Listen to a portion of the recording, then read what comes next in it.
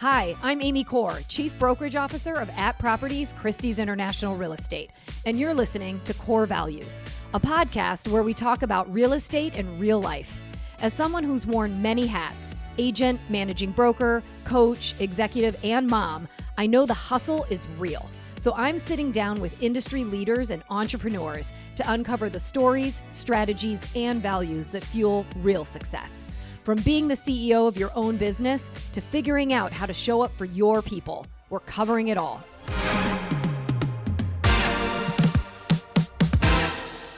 On this episode of Core Values, my guest is Rory Golod, whose career trajectory over the last decade has been nothing short of extraordinary. After working for a couple of startups and the Bloomberg Media Company in New York, Rory joined another startup in 2014, a 2-year-old real estate company called Compass. He didn't know it at the time, but he was climbing on for the ride of his life.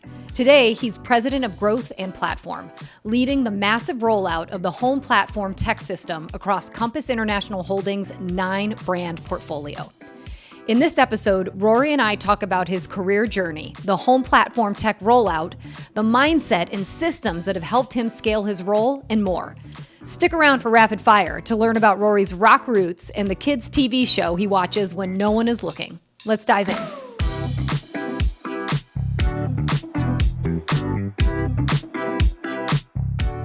All right, Rory, thank you so much for joining me on Core Values. I see you're in New York City. I am. Thank you for having me. Yeah. Thank you. So I want to talk a little bit about you and kind of where you started, where you grew up. You're from Long Island. I actually have a brother and a sister-in-law that live out in Long Island. They're in Huntington. No way. That's where I grew up. Oh, yeah. We'll have to talk about that offline. Yes, my brother and his wife and their 2 kids. But so you grew up in Long Island. You went to college at the University of Richmond in Virginia. Right. And then I know once you got out of school, you were definitely in the startup world. And somehow you made your way to another startup called Compass. How did you get there? Tell us a little bit about, your journey to Compass. Yeah, absolutely. Well, it's funny because I'm thinking about like how long ago that was because we're it's getting up there in terms of years. So it's actually a really interesting story. I was working at an e-commerce startup and the company was doing well. We had raised a lot of money from American Express and a number of really well-known investors. But there was just something missing in my day-to-day.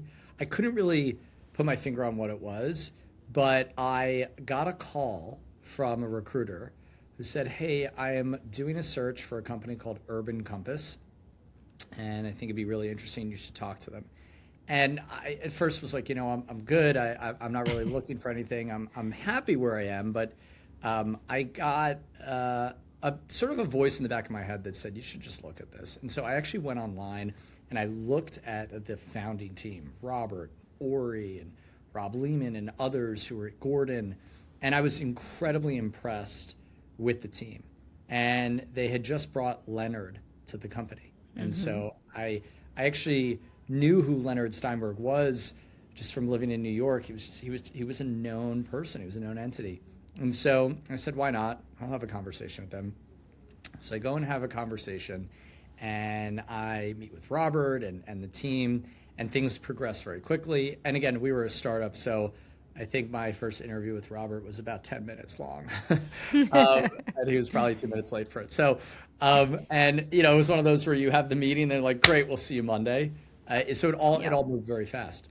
But the funny part about this was right before I accepted the offer, I went into my email to try to find the contact information for the person I was talking to, the recruiter. And I was searching for something. And I come across an email from Robert to me about 9 months prior. And I was like, wait, this is weird. And I remembered that a good friend of mine introduced me and Robert over email almost a year prior. Really? And he was in the midst of the company. I think they had just gone sort of like out to the market as Urban Compass. I was really busy. I was not looking for anything. I was new at the company I was at. I think Robert was really busy. So we both got connected by a mutual friend, and we sort of said, hey, yeah, we'd love to connect. Robert was like, let's catch up in a couple of weeks once we've got, everything ready to go. And I said, yeah, sure, that sounds fine. Shout out to Jamie Sholem, our close mutual friend. So we did one of those email intros, people make those, but you never really sort of take it anywhere. And now I'm sitting there looking at that. I'm like, okay, this is a sign. And so immediately I called Jamie and I said, hey, I've reconnected with Robert Refkin and Urban Compass. And obviously he had incredible things to say about them. And so that was November of 2014. Wow. So we're coming up on 12 years. Yeah, that's amazing. Isn't that funny how, things show up in your universe all of a sudden, and it's kind of that sign that's like, okay, this was meant to be. Now I know that this is a yes and to move forward, right? Exactly. You've had a number of different roles, especially in an entrepreneurial spirit. You kind of do a lot of different things. It doesn't even matter what your title is half the time, right? I feel like you are kind of like that. But tell us what your role is now, because it's pretty exciting. It's really evolving around the tech and making sure that we roll this home platform out across a pretty large group of agent base, wouldn't you say? Yeah, so it is. We're hundreds of thousands of people, right? So, as you said, I've had a lot of roles at the company. I launched in the early days. I launched Compass in markets around the United States. So I'd go to a city for 2-3 months, basically move there and launch the first versions of the business there, get the office open, recruit the founding agents, hire the first staff members. Then I spent a couple of years as Robert's chief of staff, which we should do a separate. An entire podcast on that. Oh my God, it really was. I tell you, it was the most incredible, definitely professional, and probably top 2-3 personal experience of my life. I mean, because it wasn't just the role; it was also the day, the company at that time. In those days, we were in kind of this hyper growth mode. So to be in that role as his chief of staff while the business was rapidly expanding, that was a very special moment. And I learned more from that than I could ever articulate. Then I had a number of roles running different parts of the business and running different parts of the regions. And then, we kind of come to the end of last year where Netta and I were both running the Compass brokerage, and then I was running growth and communication. She was running central operations. And so together we were leading kind of the core business of Compass. And then the merger with Anywhere comes together. And so everything kind of reshuffled. And so this year, I'm focused on a couple things. One, which is, as you described, rolling out the platform to all of our owned and operated brands this year and then our affiliates next year. The second is growth. So how do we help not just the business grow, right, which is our agents, bringing great agents into the company, bringing small brokerages into the business that are the right fit, but also how do we help our agents grow their business? And then I still oversee communications, and there's like a fourth bucket, which is also just all the miscellaneous stuff. And I kind of have my hands on a lot of different things, mostly just kind of helping push the company along, particularly now as we integrate and become, this new company. On the platform rollout, that's where I spend the majority of my time. And it's exciting because I like big challenges. I like things that require multiple teams, multiple stakeholders. I enjoy bringing everyone together, getting everyone aligned around a common goal, and then kind of whittling away at that goal, especially when it's big things like this. How do you roll out a technology platform to 60,000 people in 5 months? You can't just do one thing and complete it. You have to kind of like chip away at it. And it's exciting once you get that machine going. I like getting the machine going. And once it's going, just kind of stepping back and watching. It's a special sense of accomplishment. So that's what I'm focused on now. And it's been hard work in a great way. This fall, I'm going to be traveling to dozens of markets around the country because for me, it's a role where myself and my team, and I have an incredible team around me helping me do this. You really have to go out there. You have to get in front of people. You have to be you have to go to offices, meet agents where they are, and actually help answer a very basic question for them. How can you help me grow my business? That's it. There's nothing else. And if you have something that can help me do that, show me how to use it and implement it. And so that's really the crux of this, is rolling out the home platform is this amazing tool that can help agents grow their business. But as you know, if you just take technology and you just throw it out there, no one's actually going to use it. And so you need to have a really thoughtful approach to how you roll it out, how you onboard people, how you make it accessible, how you make it easy.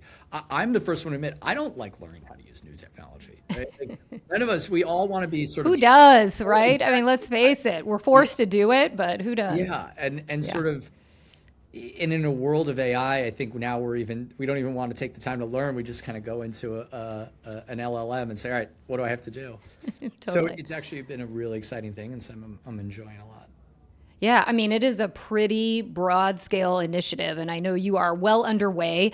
I think this summer you've been rolling out to the former Anywhere brands, and I know you know about us. We, the At Properties company-owned agents, we are getting ready to start our own training this fall. Yes, and ours will be a little bit different, right? Because we are coming from sort of a true end-to-end platform that we've had for over a decade, and really kind of taking our agents and saying, we're going to move you to a new version, kind of an iteration of another end-to-end platform. So I know some of our agents are a little bit nervous about the transition, but what kind of learning curve do you think, our agents are going to have? Or, any words of advice as we're getting ready to do this in the upcoming weeks? I actually think that the agents at At Properties are in a really great spot because of what you just said. The fact that At Properties had an incredible end-to-end technology platform that was built very much around the same sort of fundamental concepts as what we had built at Compass, which was working backwards from agents, right? What do agents want? What do they need? And building alongside them. Having come from that, I think it provides a lot of advantages. I mean, one, this concept of a platform is something that's embedded in your thinking. Obviously, there's amazing staff at Properties that know how to teach agents how to use technology and how to effectively coach around it. And so I actually think a lot of the things that can sometimes be more of a hurdle are not going to be as much of one when it comes to the rollout of the platform. Now, in terms of the learning curve, what I always share is there's a different group of agents kind of at every step of the journey. So whenever I'm speaking in front of groups and I'm talking about the platform, I always say, okay, raise your hand if you're really excited about technology. And a few hands go up. And then I said, okay, raise your hand if you're sort of in the middle. It's important and it's helpful, but you're not really excited about it. You're kind of lukewarm, and some other hands go up. And then I say, all right, raise your hand if you're terrified, you don't like technology, and in fact, struggle to turn on your computer. Tons of hands go up. Yeah, so a number of hands go up. And then there's a bunch that don't want to raise their hand and admit they're in that crowd. And then I raise my hand and I say, well, sometimes I'm in that crowd, and then more come up. And what I say to them is, look, no matter which one of those groups you're in, I promise you that if you follow the process and that we've laid out and work alongside your local team, that a month from now, all of you will raise your hand to this, which I say, do you find that this platform is helping you grow your business and it's improving the way you work? And all of you will say that, regardless of how tech savvy you are, how much you like technology.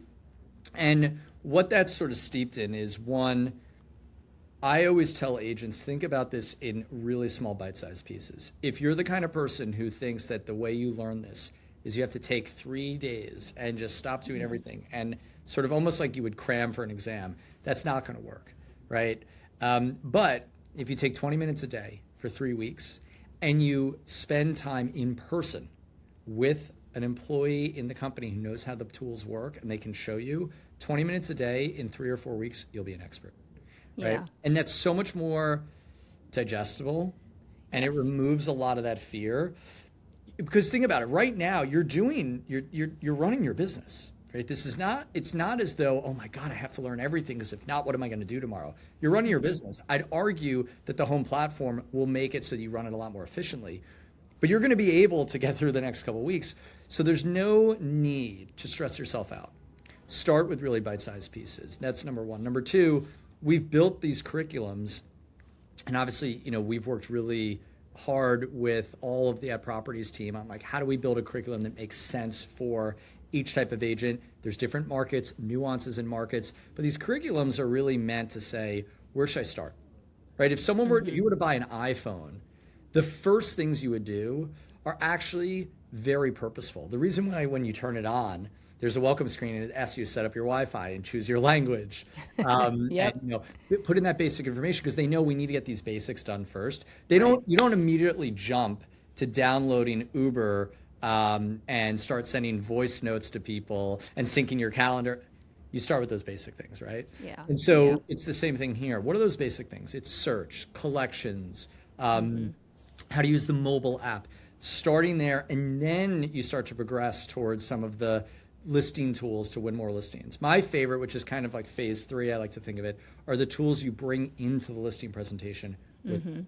Right? Imagine going into the living room and pulling out an iPad and meeting with a seller and saying, let me show you 3 things that I can do to help sell your home as fast as possible for the most amount of money with the least amount of hassle. And then you physically show them the tools that you're going to use. And some of those tools they actually use with you and engage with you.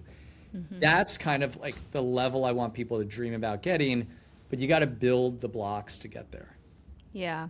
I mean, I'm excited because I do think we have a pretty sophisticated group of agents, to your point, Most because we've had our platform. I think some of it is going to be, kind of going from, a house you used to be in and you just moved into a new house. So like the light switch might be in a different spot or, the bathroom might be in a different location. So I think there's going to be a little bit of that acclimating, but I think overall there's a lot of excitement. And, I think to your point, there is also I still need my business to be running. So I know on our end, we've been really planning on and practicing from the employee side to make sure that we've got some really great support for a lot of our agents.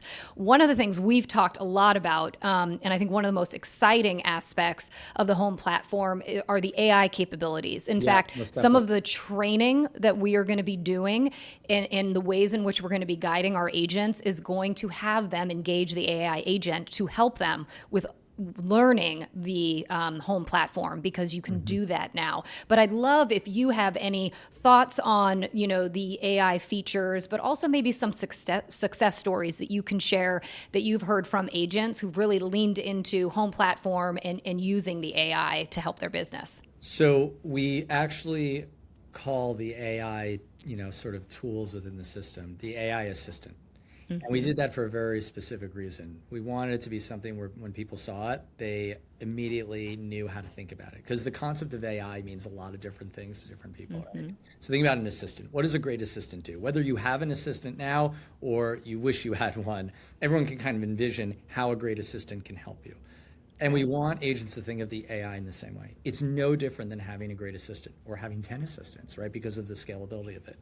So imagine you're at an appointment with a client and you're running from that appointment to another. And the nature of our business is that we're actually not sitting down at a desk quite often, right? We're constantly on the move. It's very on the road, on the road, on the go business. What you would do is you'd probably pick up your phone and call your assistant and say, all right, I just finished meeting with Amy. She's looking to buy. Here's her criteria. Can we pull some properties, send them to her, schedule this, like do all these things, right?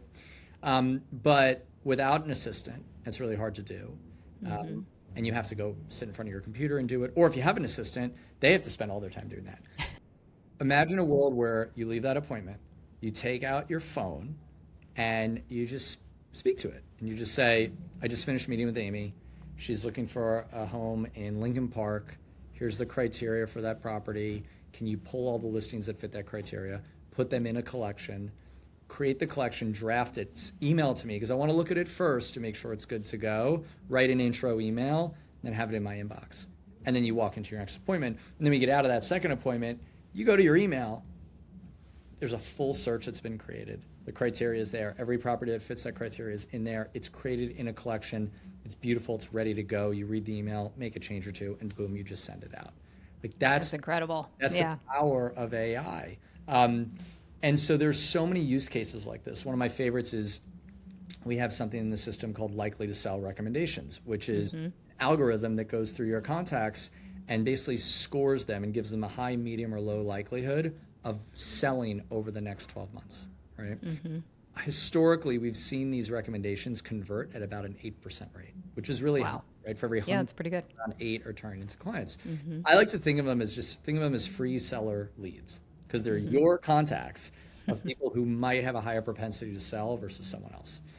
In the past, I had to go through the recommendations, figure out which ones are, a high or a medium or low, and email them or call them. Now what people are doing is saying, hey, AI assistant, pull all my high recommendations that are high score, email all them individually, put something custom in each email. I want to review them quick, boom, boom, boom, send it. And what's happening is people then responding and saying, hey, I'd love to connect, love to. So there are so many things that you can use it for to take time away from stuff that was administrative and non-core to now making it something easy to use. And ultimately, my sort of big take on AI assistant and AI within our business, yes, they're going to be massive productivity gains. I'm excited for them. I can see it.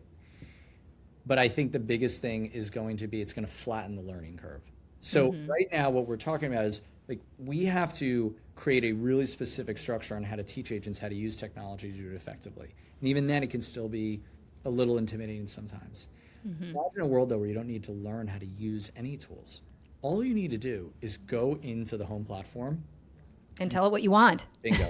I mean, that's all. That you just have to know what you want, right? Hey, I just met with Amy.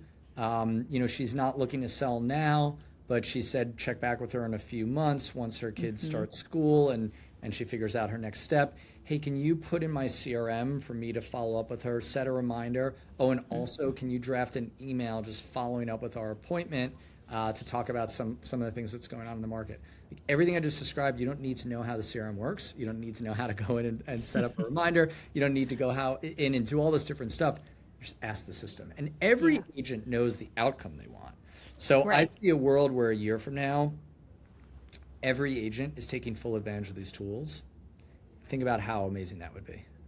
Well, and what I also am curious about, and I think somebody was sharing with me is, your AI assistant starts getting to know how you like to work or some of the things that, you request, so that there's a point in which your assistant is not necessarily smarter than you, but definitely will say, hey, Rory, I noticed that you wanted to go ahead and take a look and reach out to these 5 people. Would you also like me to send a custom email, send it to you to review, make sure that a gift is ordered, right? All the things, they start following your habits and your style, so that not only are they a great assistant that's ready to do what you want, they're starting to prompt you as well as an agent. Is that true? I hear the more you give it, the greater it becomes in working for you. That's absolutely true. I mean, look, that's sort of an underlying premise of AI in general. Which is that the more input, the more data, the more it can learn and develop and adapt.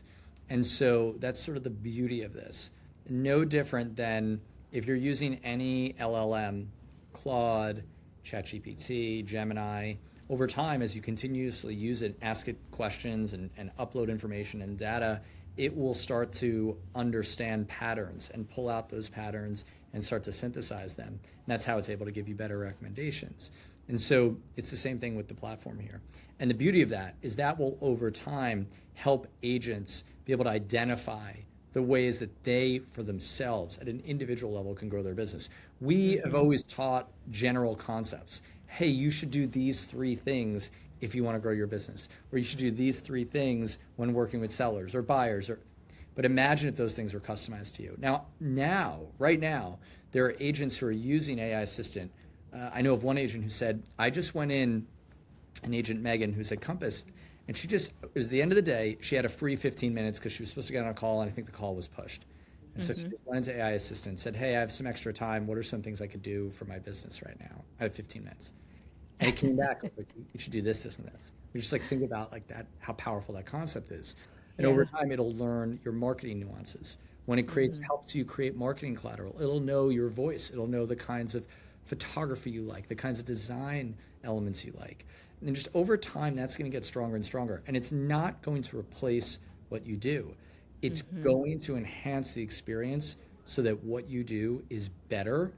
And the way you get there is with a lot less wasted time and anxiety and worrying, right? If it can help you get from point A to B much faster, then you're going to be able to use that momentum to go out and create a better experience for your clients and do more.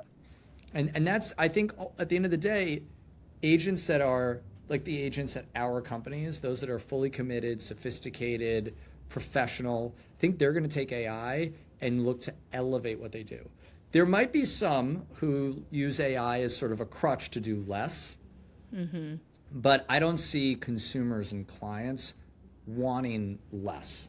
I think they're going to want more. I agree. I think we're in a world like, look, I started selling real estate 22 years ago, no, 25 years ago. Wow. And what we did 25 years ago compared to what is expected now, it's so much faster. Technology is so much more integrated into it. The experience that a buyer and seller wants is, the expectation is so much higher. And so you have to figure out, how am I going to be able to get more done in less amount of time? And I love all that you're saying, because I think one of the biggest fears just in general out there is that AI is going to take jobs away, or it's going to replace the agent. And I think both you and I are on the same page that I think that is the furthest thing. But I do think what it's going to do is it's going to create a divide opportunity for the agents who lean into AI and really use it, and those who are left behind and are afraid or don't use it. You're absolutely right there. Absolutely right. That's what we're going to be seeing. I love the way you phrased it. Like, think about the way in which real estate was sold and the expectations of an agent 25 years ago, 20 years ago, 15 years ago, right? Today, clients aren't saying, great, do less for me.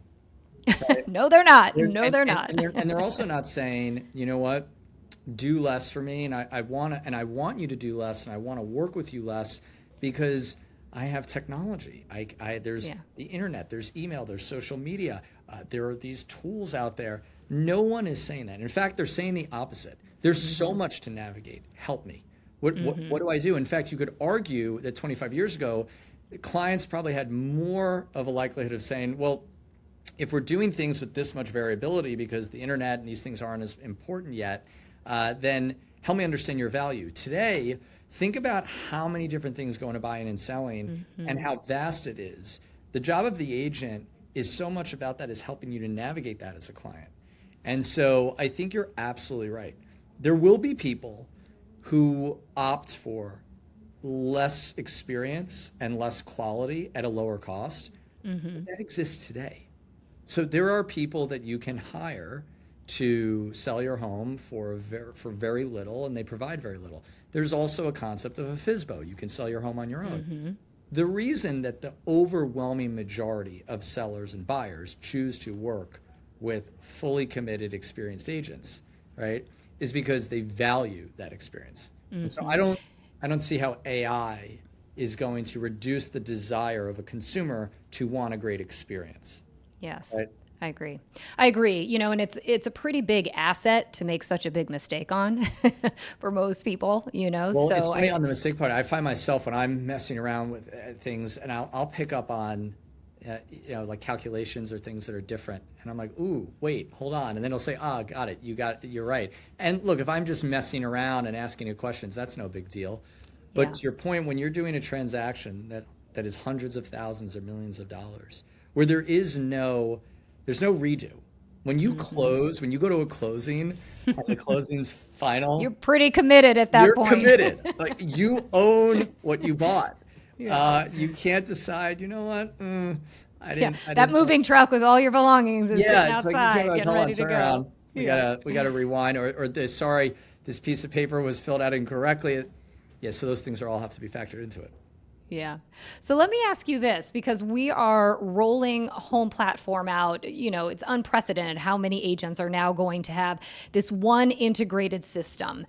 You know, and I think that there could be some reaction of, well, then how do I differentiate myself now? You know, and I think you alluded to it a little bit earlier, which is, being able to use this system to actually create differentiation. But, what other potential advantages do you see with us having this much scale with so many agents on this one platform?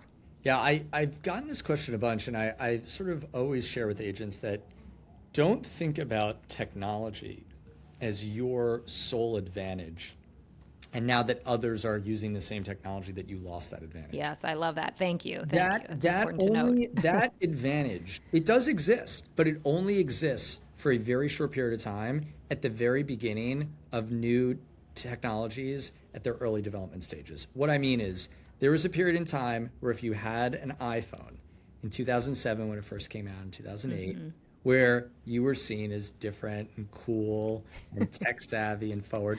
There was a time where if you were using email and others weren't, you were seen as that. But those technologies were not even as good as they are today then. right? Email is only as good as the number of people who are actually using it, right? The iPhone, the first generation of the iPhone was special and cool and interesting, but it was nothing like it was 5, 10 years ago, let alone today. Right. And so what happened was these technologies became ubiquitous. They got really good and lots of people wanted to use them. And then the advantage is not necessarily having it or not. The advantage is how you use it.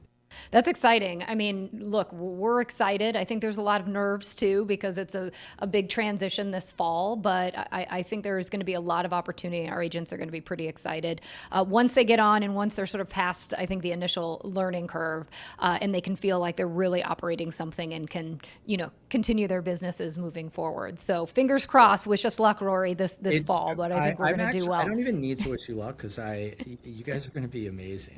I'm not. We've been working pretty hard to be ready for this. I'll tell you that. And it is a thing. Work in equals work out on this. It is physics.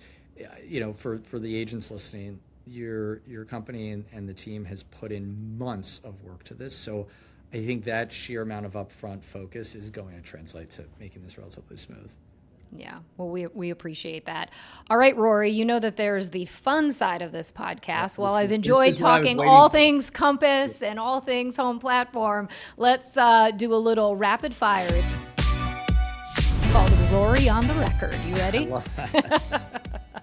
All right, so I hear you play a pretty mean guitar. I'm a little later in life, and I've been thinking I need to take up an instrument. And my daughters laughed when I said I thought I wanted to play guitar. But that's not fair. You should don't let them make fun of you. You should absolutely take it up. I could be in a mom band. Yeah, I think I have it in me. Come on. What I just said, 20 minutes a day for X number of weeks. And you just totally. take 20 minutes a day. Did I just go and learn it? Can AI teach me how to play the guitar? Actually, it's interesting. It certainly can. So we'll see about that. Give me a year and we'll talk again and see where I'm at. But if you could play lead guitar in one band, any era, which one would it be? Wow. I'd say there's probably two. Okay. Maybe two. Led Zeppelin, because Zeppelin was the reason I started playing guitar. My older cousin bought me Zeppelin 1, and I put that album on, and I'll never forget when I first heard Dazed and Confused, the sounds that Jimmy Page created from his guitar. I didn't know at the time he was using a violin bow to do that. It was almost like I've never heard anything like this. And I listened to that album nonstop, and I was like, I want to be able to create those sounds. I want to be able to do that. So Led Zeppelin, or I'm actually a huge Leonard Skinner fan. I think they are. I think you have to rate them a top 3 American rock band of all time. Now, when I say that, everyone starts naming all these bands, and then I explain to them those are all British bands. So again, American rock band. You've got the Eagles, Skinner, Pearl Jam. Oh, Pearl Jam! Amazing, but I think you got to put them up there. So I'd say, because they had 3 lead guitar players, so the harmonies they created were incredible. So Zeppelin or Skinner. Very cool. All right. Well, I'm coming. When you're playing, I'm coming. I will make sure that everyone knows so they can come sing. I love it. Give me a year and I could be your backup. Yeah, I was going to say that we could jam together. That's the goal. Yeah. All right. So in a similar vein, I know that you also love to golf. Like you have all this time in the world to golf. I mean, that's a commitment. 4 hours. It's funny. If you were to chart my handicap and compass. Oh, yes, no. This incredible inverse relationship where as my time at Compass has progressed, my handicap has gotten considerably worse. Oh man. All right. Well, so this might be interesting what your answer is then, depending. But what would be your dream foursome, given that you have a great handicap, maybe? Okay. Well, I could still play. I still got some game. Dream foursome. Oh my goodness. All right. Well, I have to say Rory McIlroy. Okay. Because he's my favorite golfer. We share the same name. I share the same birthday as Rory. Oh, really? Yeah. Oh, amazing. All right. So maybe not the same year, but same. So, all right. Let's say Rory McIlroy. Then let's put. I don't know that he was ever a golfer, but he's my favorite all-around musician, Prince. So. Cool. He probably could play golf because he's probably, he could do anything. Man of many talents. Yeah, he could do anything. And my mom. Oh, Has she golfed before? So my mom was actually one of the reasons I got into golf. She's no longer with us, and so golf for me it's a thing I always think about with her. And she was very competitive, and she was actually very hard on me. If I ever played with her and hit a bad shot, she'd actually give me a hard time and be like, "Come on, you take all these lessons. What are you doing?" But she was actually the person I really, when I was younger, golfed with more so than anyone.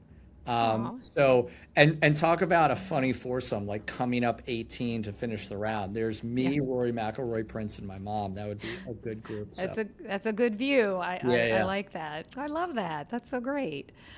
All right. So I know that meditation, rumor has it anyway, that meditation is part of your routine. Yep. Have you ever tried to get Robert to meditate? Oh my goodness. And what would be his mantra? All right. Well, we already know his mantra would be seller choice. Like that's that the mantra is easy. That's three-phase marketing. Yeah. Choice, seller choice. That's easy.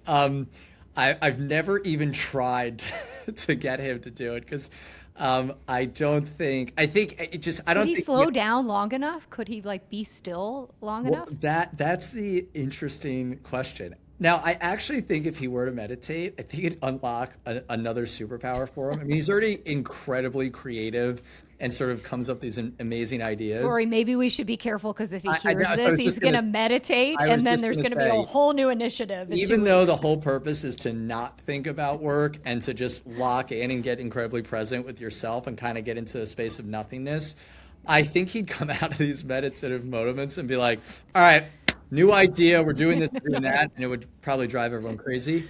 But no, I've never gotten him to do that. I've also never been able to get him on the golf course. Okay. So these are all things we'll put in the bucket for, maybe later in life we get him to meditate and play a little golf. Yeah, right. Oh my gosh. I love this vision ahead. All right. Early days of Compass. One funny moment that defined the startup nature of the business. It's got to be one. Oh, there are a lot. Late night, all-nighters, eating McDonald's. A lot of red-eye flights, late nights, trying to just build the plane as you're flying, especially the early days where we really didn't know much about what was going on. I'll give you here's a good one. All right, so I came in and met with Robert and the initial team for my first interview. And someone who I was supposed to meet with wasn't there, so I came back 2 days later to meet with them. And I'm sitting in the conference room in one of our first offices. It's a tiny office.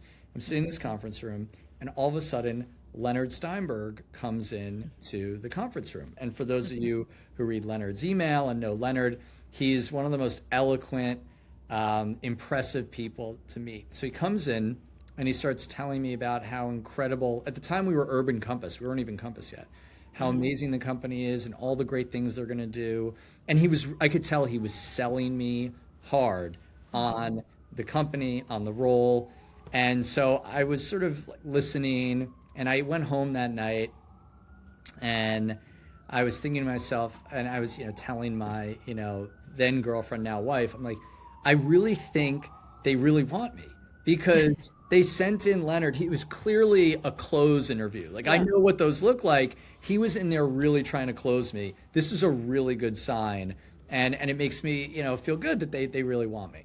So I end up getting the offer. I join a few days later and hit the ground running. A couple months later, I'm sitting in a meeting with our team, and we're starting to really ramp up hiring and talk about we need to hire people faster. The company's growing. We need more people. And someone said, we have to get a better process for how we interview people and get the right people down so that we have the right people meeting with the right candidates and the right interview loops.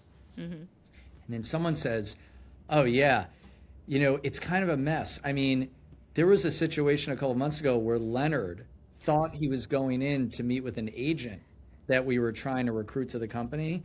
It turned out to be some candidate. So he goes into the room. It's the wrong person, and he spent 15 minutes selling this person, and the person just listened and didn't really ask any questions about anything, and clearly that was a big waste of time. And you're like, that was me. And I'm literally sitting there, and I'm like, oh my God, that was me. Yeah. And I'm like thinking to myself, wait, but I thought they really wanted me. I thought they sent him in as the closer. Yeah. Turns out You didn't know where the hell he was or what he was supposed to be thought doing. I was an agent trying to come to the company. So the bubble was burst for me. But it was like a classic moment of just the early days where we were just, and the best winging part, it. I don't think Leonard thought anything different. I think he just came in, did his thing, and kept going. And out he went, because that's what he does. Went. So you know? we, him and I joke about that now often. Oh my God, so great. All right, last question, because I Yeah. do want to know this. I know you've got little kiddos, Yep. so fun. What children TV shows that they watch are you secretly into? All right, so there's a series on Netflix called Pup Academy.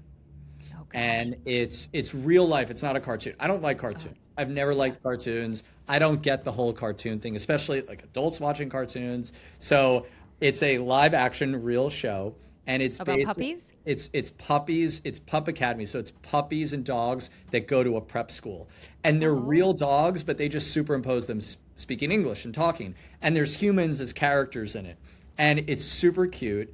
My oldest daughter, Archer, who's 6 now, when she was like 2 and 3, would watch it.